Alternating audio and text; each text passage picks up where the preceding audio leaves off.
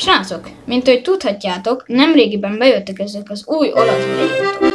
Például... Trallallero trallallà, bombardiro crocodilo. Vagy esetleg... Trippi troppi, troppa trippa. Scimpanzini cocosini, wa wa wa. Mi a szart láttam az előbb?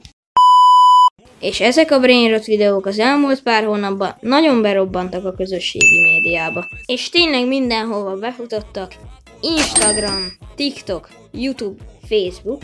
Viszont ezeknek a brainrot videóknak, bár kevesen tudják, van egy sötét oldaluk. Most vegyük figyelembe az egyik legikonikusabbat, a Bombardiro krokodílót.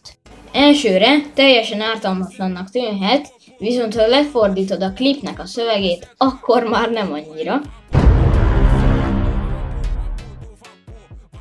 Úgyhogy igen, srácok, ez szerintem az egész történelem legrosszabb méme.